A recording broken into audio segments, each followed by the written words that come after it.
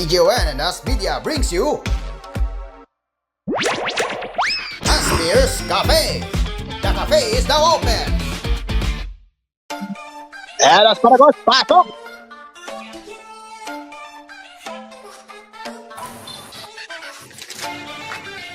Oh my gosh, guys, I just cooked something with a brand new fan-made archives campaign which is called hashtag responsible AI matters. So yes, hello everyone, good evening and welcome to Asphere's Cafe. Today is Monday, October 2025 and yes, we are back with yet another episode where we will be talking about technology and more. So before that, how are you, Dreamcar? Hello, asparagus. And Hello. yes, I've cooked the new intro as well. And yes, I think my asparagus made is there. Wait. Hi, asparagus. Oh, wait. There she is. Your maid waifu. By the way, I'm just eating right now. It's just pure fried rice. And then much more. And yes. Okay. All right. Thank you, Dreamcar. So, All right, now. Back to unfortunately, I did not prepare any agenda because I was really cooking hard with the campaign, which is called hashtag responsible AI matter. So, I will be playing that for you in a bit. Let me just get the file from there because yeah, it is something that we need to show off, which is concerning in today's world of artificial intelligence.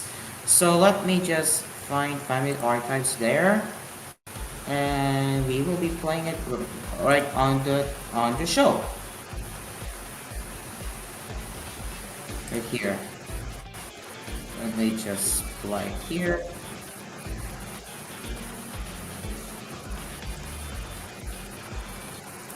Okay, so we will be showing you the footage of of how I cook with the responsible AI, so you guys get to see it in a bit.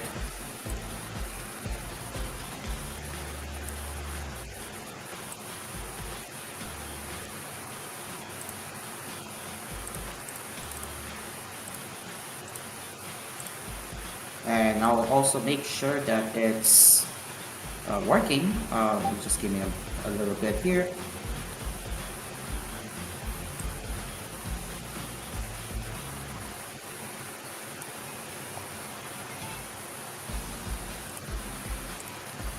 Okay, all right.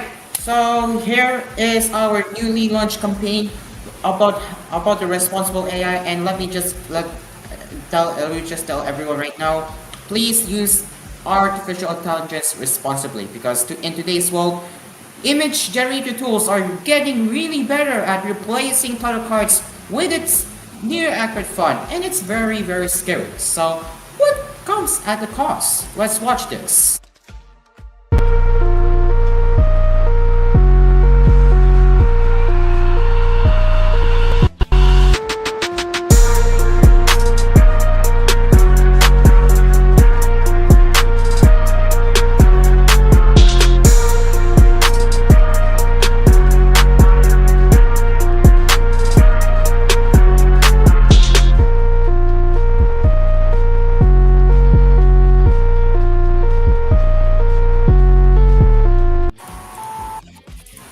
So that is our campaign that you just saw. And Dreamcar, what do you say about that? What do you say? Whoever made that thing, that is pretty accurate. Very accurate. Right, guys? Right? And not only that, we will also be adding in right here that AI can also be used to sexualize everyone. Children, men, women, celebrities, classmates, even all of you. Yeah, it can be used. It's scary, guys.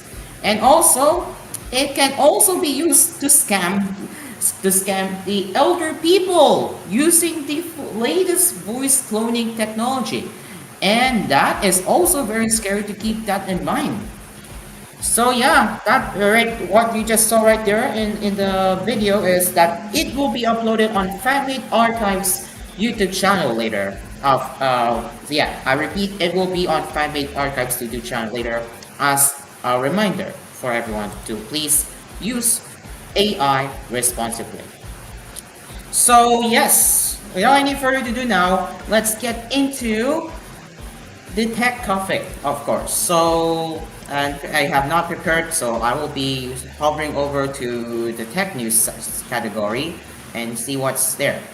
Oh yes, we need to talk about the latest outage. Hold on, yeah, we need to talk about the latest outage that broke most of Amazon Web Services websites. So let's get my screen share right now.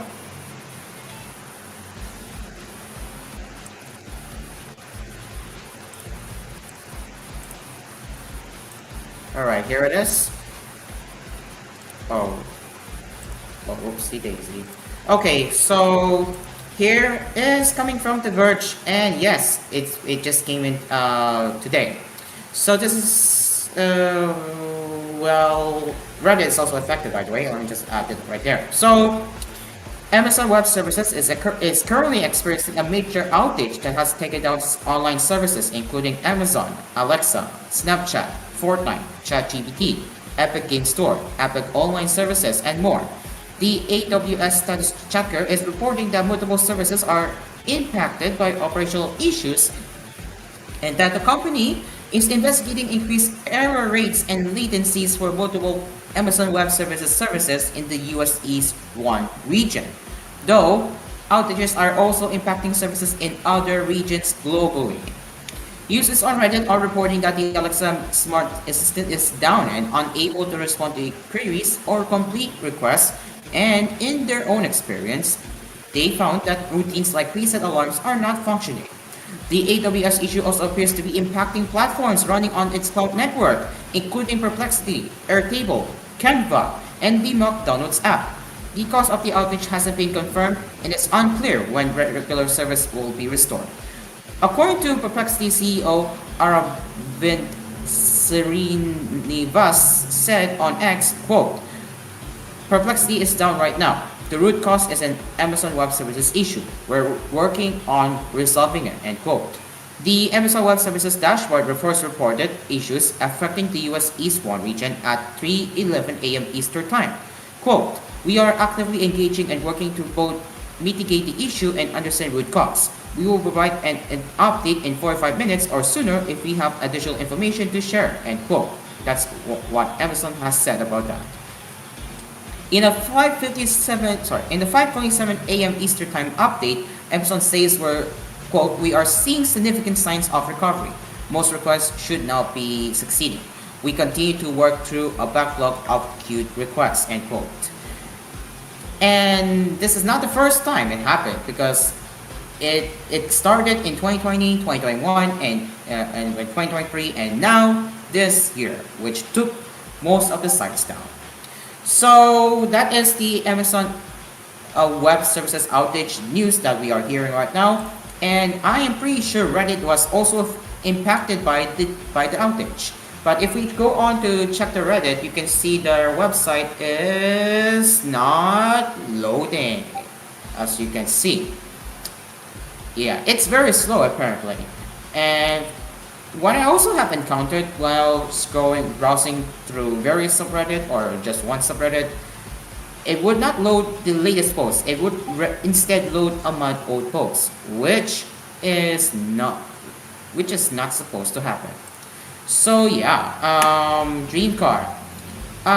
Do you have any idea on when will Amazon resolve its issue fully?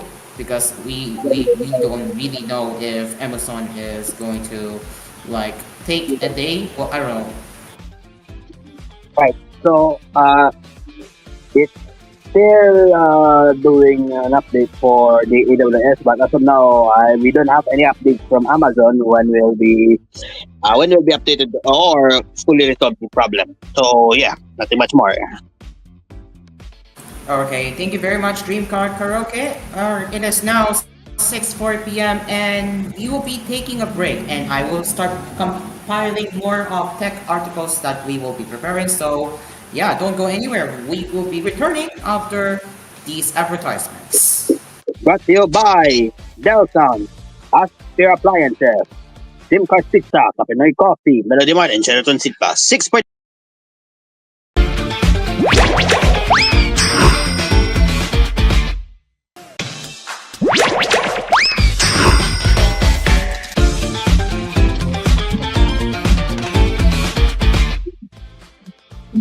We now return to Asphere and Asphere Cafe.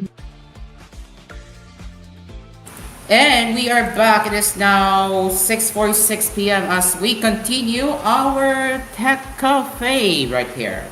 So we got a lot of articles to prepare, and now let's get into the first one.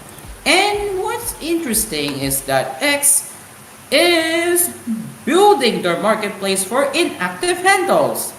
Whoa, whoa, whoa! Does that mean that X previous subscribers can now claim their it's so? Does that mean that X can now claim its inactive handles and let it pass it to the active user?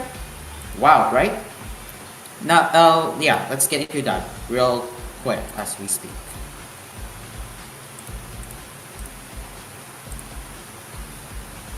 Alright, here it is. So, as you can see, this is coming from The Verge. Premium Plus and Premium Business users will soon be able to browse and request inactive usernames on the X Handle Marketplace. Yes! And let's have a look right there. Yep, you can see this is their login page. Browse and request inactive X handles. And you do have the option to become a premium business. Let's see what happens if we try to log in.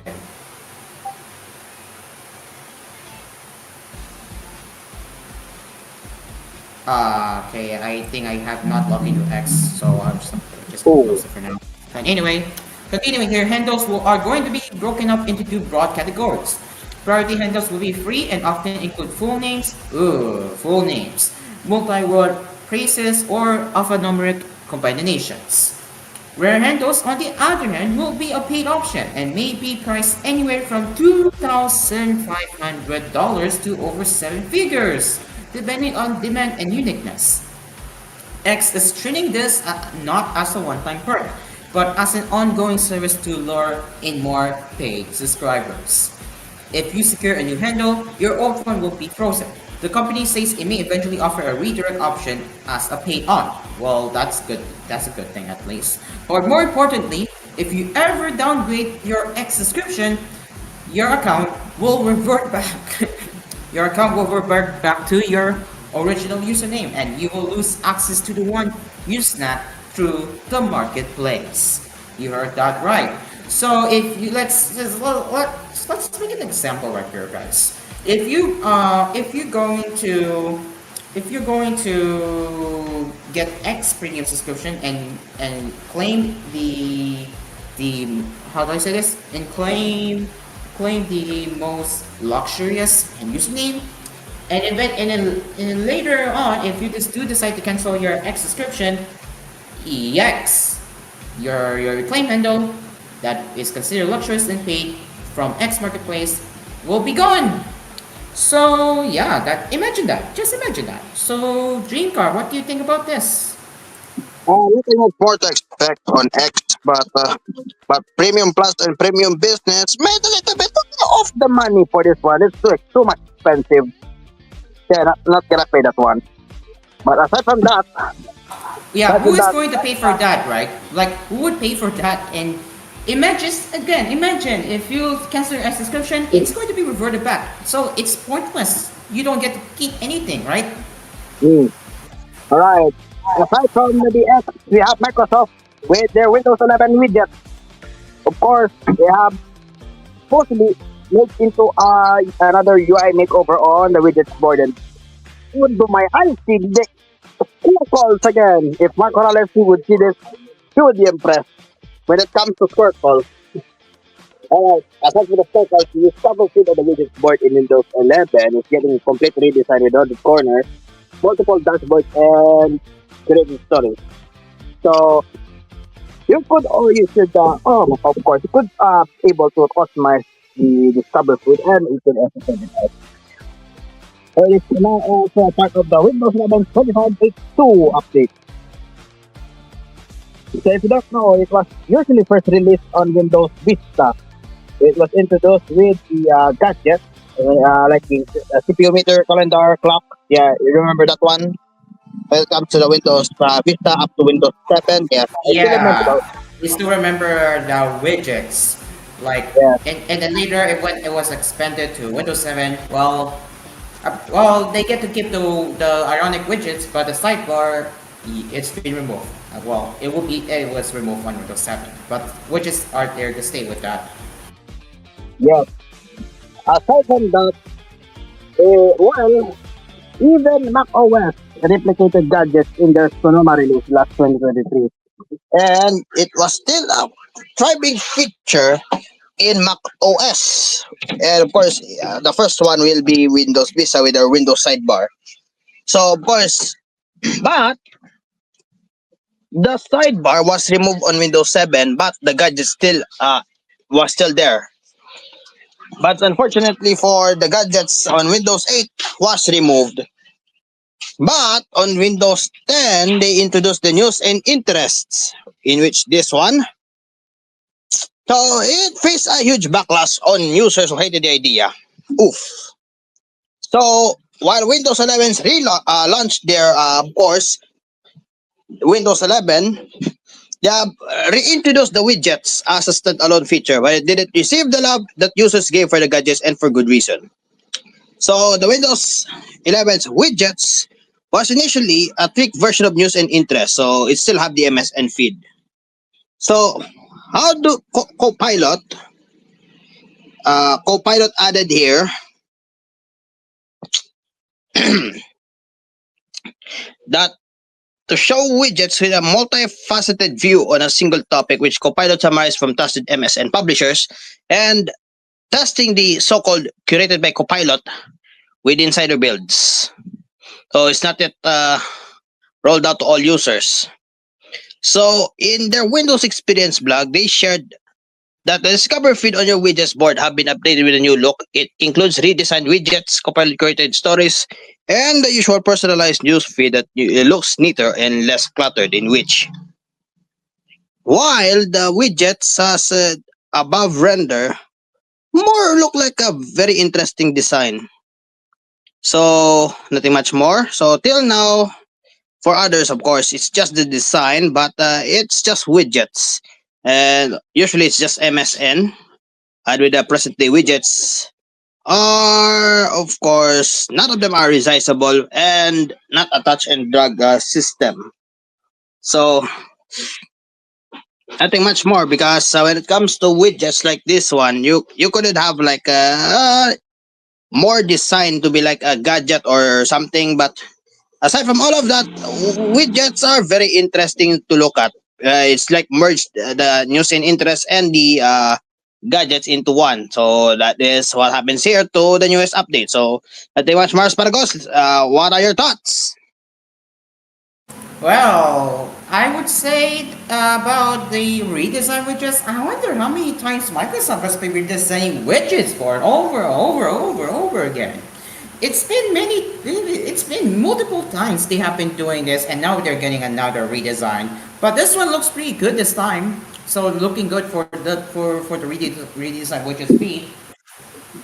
Mark Morales will be proud for this one because it's a circle design. uh, Mark Morales. Yeah.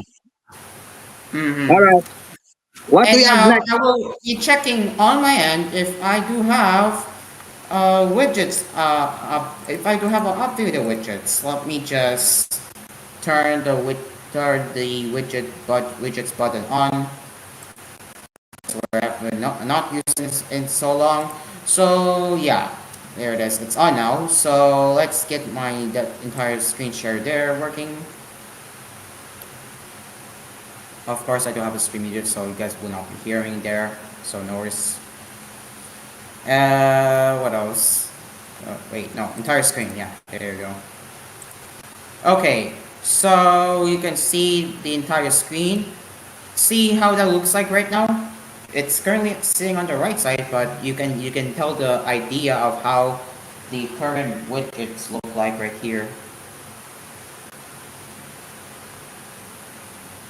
Yeah, there we go. Yeah, so you can see this is the current look of the widgets design, and nothing much has changed to be honest, as you can see right here. But yeah, I did turn off the newsfeed because I do not like the newsfeed there. So yeah, you know what I mean, right? Okay, so let's get my screen. Let me just switch it back to my window. Oh yeah, where is it?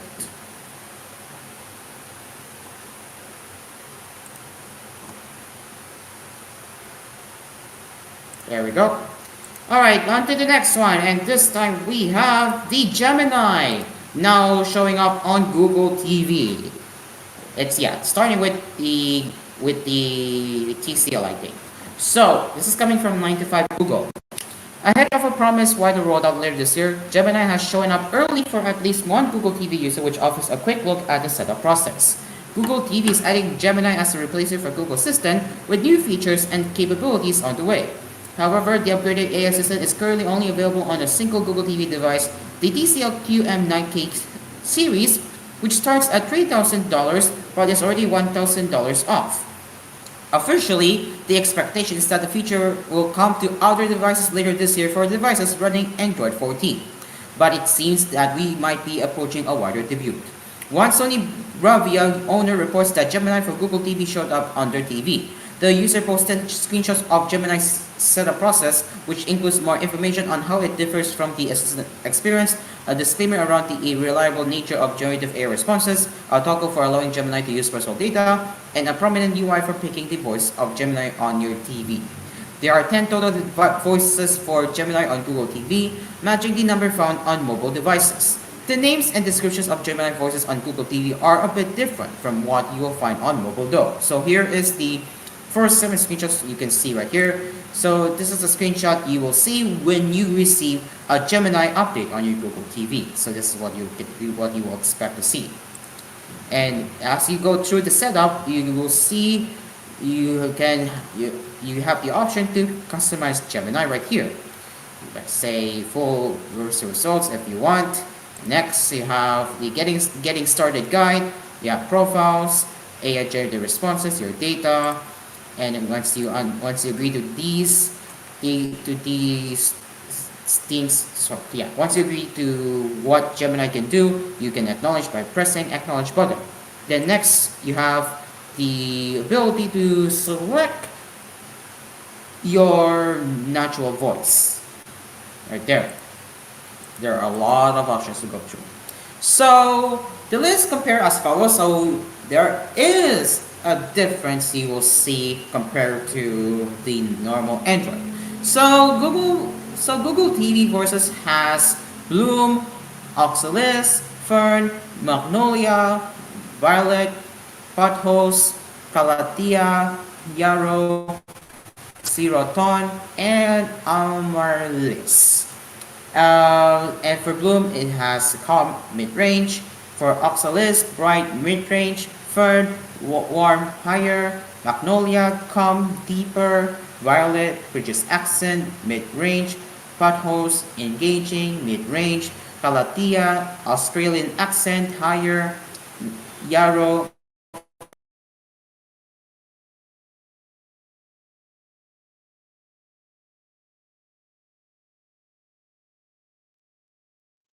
Android, you have Nova, Pegasus, Ursa, Vega, Ellipse, Capella, Orbit, Deeper, Orion, and Lyra.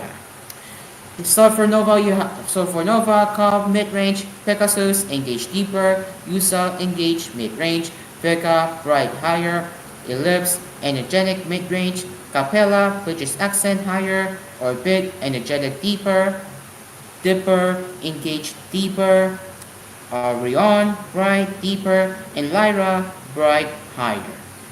So obviously what you just saw in the list does not match the Gemini voices of Android because it is, but rather it leverages the voices found on Nest speakers. Google last updated the list of Gemini voices on mobile in September 2024, but made further changes to the voices available on speakers as recently as August of this year. The correlation of Gemini voices on TV sharing the same list as speakers makes sense and certainly provides a nice layer of cohesion between speakers and TVs, especially as Google TV sets with built-in Hey Google functionality are becoming abundant. As it stands today, though, this is the only public-facing report we have found of Gemini going live on a Google TV device other than TCL's new flagship. The user who spotted has some history in enabling new features on Samsung devices, but there's no claim being made about the TV. This does seem like it might an unfinished release, though as the Gemini logo seen on the voice selection page haven't been updated to Google's new style. Then again, a recent video from Google on the feature also showed an outdated logo in use.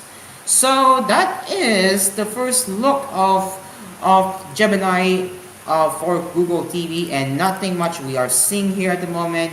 We only get to see the setup screen, which you will expect when you receive an update. So Dreamcar, what do you say about the Gemini for Google TV that we have seen on the report so far?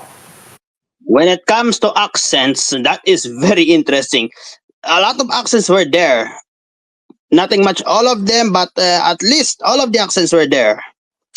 Wow, I would say this is very impressive. All right, okay, now let's continue. I don't know what's just happened. Hello. All right, now let's continue now with Amazon to 9 to 5 Google with their first TV stick 4K plus. Made a backlash over there, of course. Vega OS side loading removal. So the replacement of Android and the Fire TV platform is underway in which of Amazon. Customers aren't very happy about it, and amid backlash over the removal of side loading on new Fire TV stick, Amazon has been caught censoring reviews and had to rebrand one of its other devices to prevent confusion. So what do they have here? The Fire TV stick lineup as it stands today contains 4 devices. Are the following: the Stick 4K Max, the Stick HD, which is the affordable one, the 4K Select, and the Stick 4K with just $10 separating the two. And the difference between the two are, you're running on Android on the first one, the other is Vega OS. Vega OS? Okay. So, the 4K Select joined the lineup earlier this month as the launchpad for Vega OS. And for the lineup, it's a lot of technical capabilities, but the branding doesn't make any sense. So, the other latter, which is the Android one, has the 4K Plus. So, the 4K Select is only for Vega OS. So, the new branding is now in place for the company's listing for the product for $49.99. But you can still somewhat hilariously buy an old name model with a non-plus branding for the same price. And an on-page coupon. You could have a coupon for $25 if you want to. The separation in naming is also important right now, as of course the 4K Select is not being received well. While the rest of Amazon's lineup managed to get around 4.5 stars or higher in customer reviews, the 4K Select is currently at 2.8 star average. Customers are criticizing for slow performance because, of course, the memory in half that cuts the a lot of lags for that one. Limited app store, of course. More than anything, in the side of side loading. Yep. So they warn customers on the product listing, as we pointed out earlier this month, but it's abundantly clear that the customers still expect this option. Meanwhile, the AFTV News added here that the Amazon appears to be censoring some reviews that discuss side loading. Reviews were slow to show up on the listing, and some customers have noted that their reviews were removed by Amazon after being submitted. And their update here from 9 to 5 Google that they said that it has not intentionally removed any verified reviews and has corrected an error that removed some early reviews which have since been restored. And they said that it does occasionally limit reviews when there is unusual review activity. what on earth is Vega OS? And I don't know why it's like, you need to You know what, Dreamcar? We're gonna get into more. Let's see what the actual heck is Vega OS and what on the worst hardware they literally stream Enver apps on worst hardware, bro. Wanna read this one? yeah. Right. There's Let's more. continue. Wait, there's more, Dreamcar.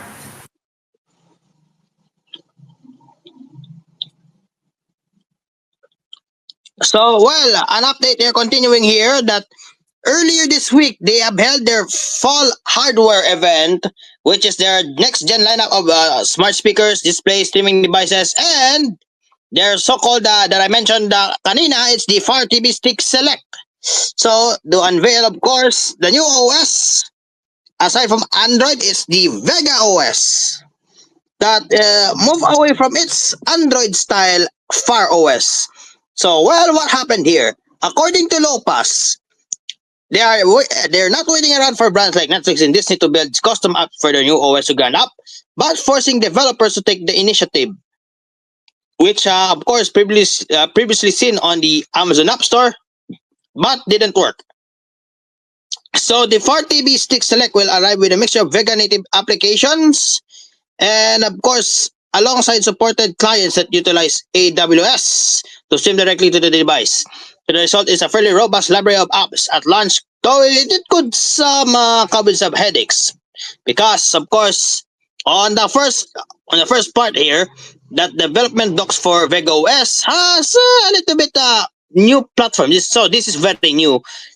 Any application that runs on the current Gen 4 TV Stick 4K Max should be capable of streaming directly within Vega, but doesn't mean this company sees cloud-based streaming as the future of its living room initiative. So they are not handing out AWS support for free. Yep, you need to pay for them. You need to pay the developers for the feature. So it intends to deliver free app streaming for at least 9 months. Yes, 9 months, which those third parties will building out their native Vega applications. So it is an interesting approach to say the least. In theory, the applications work as expected over average internet speeds. It's a quick and efficient way for Amazon to leverage its cloud infrastructure to build OS experience for the Fire TV without having to rely on entertainment brands to immediately deliver on a new app.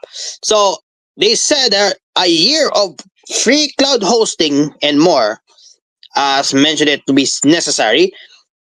But the brands have the time to see whether this Fire TV Stick 4K Select in order to pour time and energy to supporting the platform. On the other hand, the streaming experience is bad. Mm-hmm. Quote unquote bad. It's going to reflect poorly on both Amazon's future for TV streaming and the entire Fire TV lineup. So for $40 on a streaming stick isn't cheap. Yes, it's around I think around 3 to 5K for that one. After all, this one comes with exceptionally less powerful hardware than the similarly priced Fire TV products sold in the past, because this one has Wi-Fi 5. That's the outdated Wi-Fi we have there on Fire TV. 1 gig of RAM. You need to suffer for that one. HDR support for, of course, HDR 10 plus. Yes, and you and for the whole point of it, it's only for $40. Yep, because we have have the Vega OS. They have of course some of them are native apps. So to say nothing of various Google TV and Roku devices that are significantly cheaper. Oof. And it's very unclear how these companies feel about Amazon automatically enrolling these companies in what is effectively a trial period for everyone involved. So while the App Store is display cloud notices on native Vega apps, are regular users really going to understand what that translates to in actual use? If the app feels slow or junky, will audiences shrug and chalk it up to unstable internet connection? So yes, they mentioned here on the top row that it says 1 gig of RAM. That's that's how a consumer would suffer for this one. At the very least, Amazon isn't just coding the video streams on its servers. which should prevent any lag or slowdown in impacting the actual streaming services once you hit play. But finding something on to stream on a Friday night is half the battle in our modern area. And if sorting through new and old library titles doesn't feel as battery smooth as it does on rival platforms, could leave a pretty poor first impression for Amazon's newly launched OS, factor in the significantly worse hardware for a relatively expensive price point, and the Vega OS is feeling deflated before it's even gets a chance to bloom. In other words, it's what do you call this? It's a flop. Yes. Uh, Yeah, I do not think Fire TV with the new OS will take off because it's not being well received. What we are seeing here, and yeah, I even watch or listen to Lon TV review about the Fire TV 4K Select, and yeah, I think it's going to be a flop. So Dream Car, any thoughts? Because it's not good. Nope. all you have to do for this one, if you want to buy that, you need to have a suffer for 1 gig of RAM. How many likes would you take for this one? Hmm. Oof. And what about the apps too, right? Like if you want to switch back to the streaming app you're watching, it's gonna restart anyway because of the insufficient RAM. Not a good choice, Amazon. At least some of the so-called native apps, they need developers to force they need to force them to make an app native to its OS. So that's a big hassle for developers, and yeah, this would take a lot of months for that to prepare. Well, Mega OS, I don't think that you good getting prepared for this one. Nothing And much it's more. still and you know it's still relatively new too. So they're not prepared. They're not Mm, prepared at all. mm. Yep. All right. So of course it's 7:12, and there's more because there's a smartphone update to be released after these announcements. Asparagus. Yup. With that, Asphere Cafe, we'll be right back after the advertisements. 12.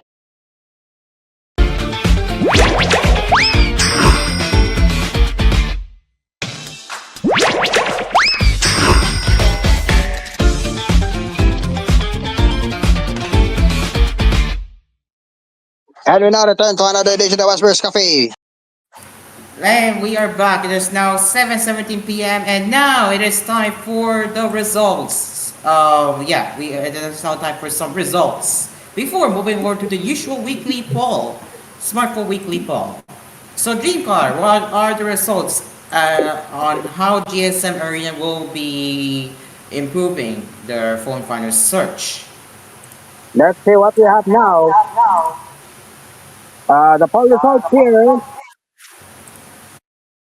Interesting. So the phone finder should filter, and they have here that the folded thickness and folded width or height is the majority, 37.8. So over 1,082 people were surveyed here, and the rest here, the unfolded thickness and unfolded width and height are 499 or 17.4. The folded thickness and the unfolded width height in 704, which is 34.6, second to the majority, and the last to the majority is 180. The unfolded thickness and folded width height is 6.3. None of the above is 394 or 13.8. So that's very interesting.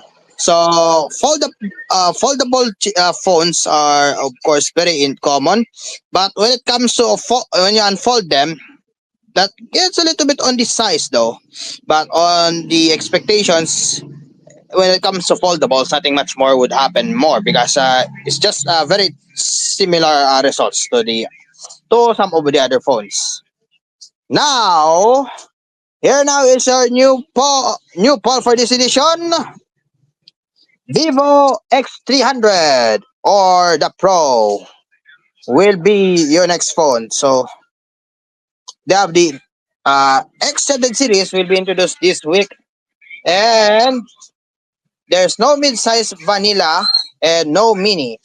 So just the regular X300 and the big 300 Pro. Likely an Ultra and an FE is on the pipeline, but there's no like a flagship on this one. So of course we all know that in Chinese, so we cannot add more on this one, but it says this is Origin OS 6. And you could see that this is the Dimensity 9400 and it is UFS 4. So it has a 500 megapixel sensor LYT 818 and HP 9 pulse sensor for 200 megapixel. So for the battery, 6,000 for 6,510. So that is interesting. For the Pro, 12 gigs, 256 gig is launching at how much? 5,300 yuan. Or, oh boy, 43,240 pesos. So that's a bit on the mid-high for this one. So it is similar to X200 Pro, but it's on the higher size though. So the X200 looks like this. Has a Zeiss logo there. It's a camera. It looks like a very interesting camera there. And the Pro on the other hand is also similar. So it doesn't have a 3.2 port for the USB-C. But it has an upgrade to 6,040 milliamp and a Dimensity 9500. So yes, it's still a little bit cheaper for the X300 for 4,400 Chinese yuan or 35,000 pesos. So here now is the poll. So it's still loading. So one for the 300, one for the 300 Pro. And I cannot check here. I'm going to check for asparagus if you have here. It's still loading for mine. All right. Yes, I want one maybe and Gatrinos for the X300 instead or X300 Pro. I will wait for the X300 Ultra. I don't want a different flagship and none of the above. Same goes to the Pro and to the 300 this one. But the other one says here, I will wait for the 300 FE. So that is our poll update for this edition. Now back to asparagus.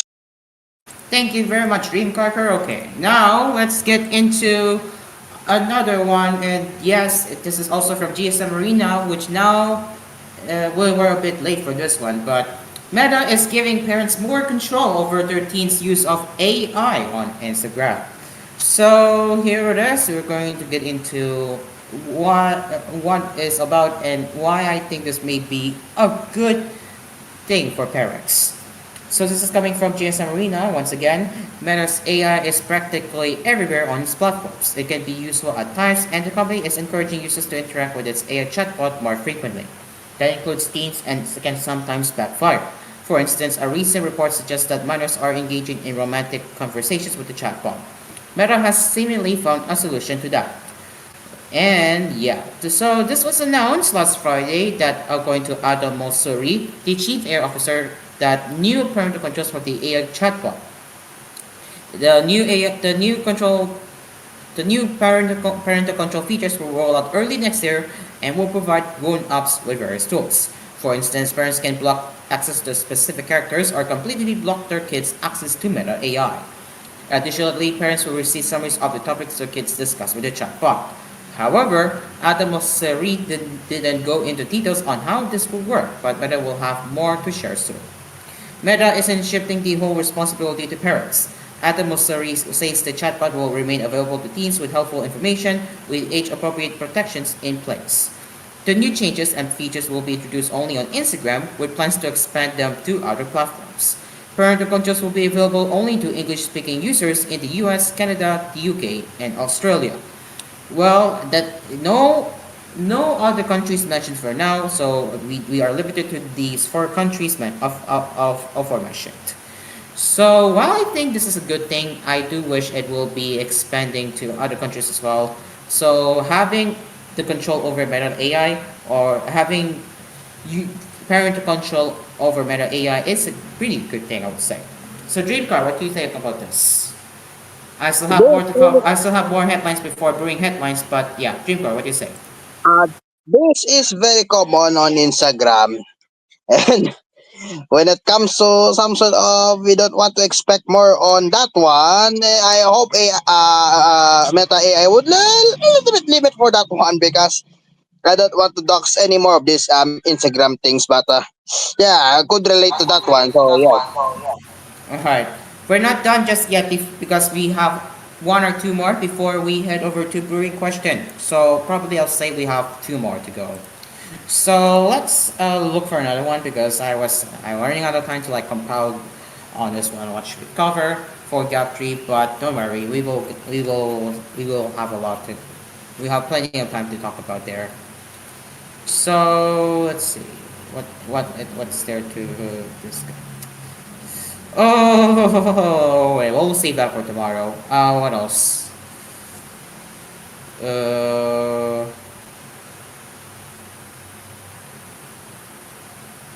yeah, so kind of slow tech news today it seems, but eh. Anyway, we're going to get into possibly the last one, which is about the iPhone 17 series demand. So again, it's coming from GSM Arena once again. It's been over a month since the iPhone 17 series went on open sale. Here in the Philippines, it was just launched. Well, not just launched. It was launched a few days ago. And counterpoint suggests that the new phones are faring much better than their predecessors. According to the report, the iPhone 17 series outsold the iPhone 16 series by 14% in its first 10 days of availability in China and the US. So how is it doing better? Well, look in 2025. The base series of iPhone fared 19% and now the base the base series of iPhone, which is its iPhone 17, is way better now, which increases with its 31%. While the Pro and Pro Max, on the other hand, slightly increased with 75%, which is 12%, and 40 Air is just 3%. What we are seeing here. So the figure shows that the iPhone 17 Pro and Pro Max are outselling the 16 Pro Max by about 12%, while the base iPhone 17 is 31% more desirable than the iPhone 16. The fourth member of the new lineup, the iPhone Air, is also seeing better demand than the iPhone 16 Plus so far. And also, counterpoint analysts pointed out that COVID-19 era purchasers, for example, people who bought an iPhone during the COVID-19 pandemic, are now entering the upgrade cycle, which is another key driver for the iPhone 17 series demand. So, well done, Apple. Well done. What do you think about this, Dreamcar? At least I would say, at least iPhone 17 is much more interesting rather than the other series. Nothing much more. All right. So, I guess we will do one more before we wrap it up with the brewing question. Well, well, this just came in, and all Galaxy S26 models will use the Exynos 26,000, but not in all regions. Well, we're going back to Exynos, and we're going to miss out on Snapdragon. Yeah. Anyway, this is our last one before brewing question. So Samsung is cooking, according to the leaker named by Jukan Los Reve, who is closely following the semiconductor industry. The Exynos 26,000 will deliver massive GPU and NPU performance improvements. It will be enough to beat Qualcomm's latest Snapdragon 8 Elite Gen 5 and Apple's A19 Pro by pretty solid margins apparently. And if it's true, then the Exynos 26,000 could feature on all Galaxy S26 models, not just the base S26 as initially rumored. And well, at least that is what leaker Ice Universe is hearing from his sources. However, that doesn't mean this Snapdragon is out. Thankfully, there will be regional considerations. And for Jukan's findings, it is based on the info from Korean media. The NPU will be 6 times faster than that in the Apple A19 Pro, the iPhone 17 Pro chipset. This would also put it 30% or so above the Snapdragon 8 Elite Gen 5 NPU. And even if you don't care much about artificial intelligence, Multi-core CPU performance is set to be 14% higher and the GPU is to be whopping 75% faster than the A19 Pro. Compared to the flagship Snapdragon rather, the Exynos GPU will be up to 29% faster. Recently, we have heard that Samsung is considering releasing the Galaxy S26 Pro globally with the Exynos 26000. There was a report that the S26 Ultra will also use the Samsung chip, but that report was seemingly refuted. And now the tide has turned and the rumors say that all S26 models will use the Exynos 26000 at least in sub-regions.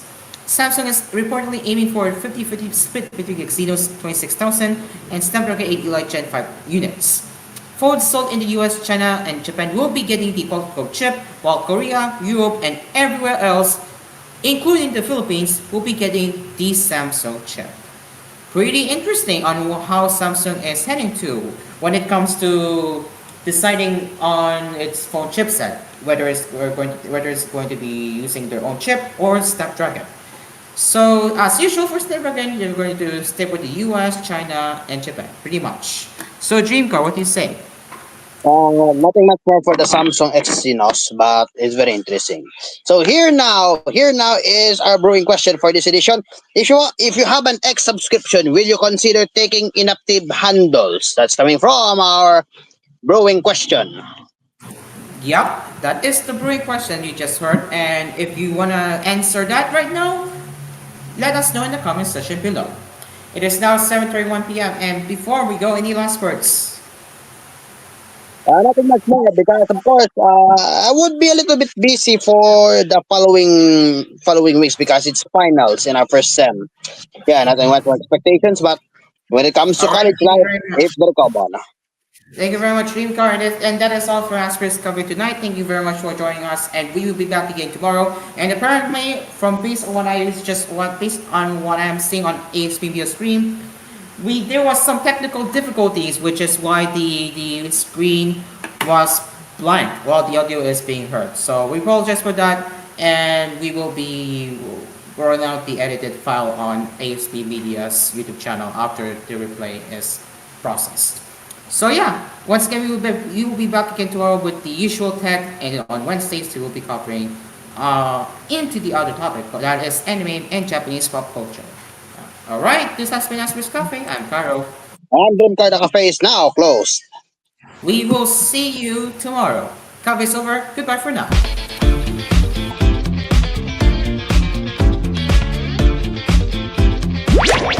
Aspers Cafe has served its last coffee for the night. Produced by AspMedia and TJ Entertainment.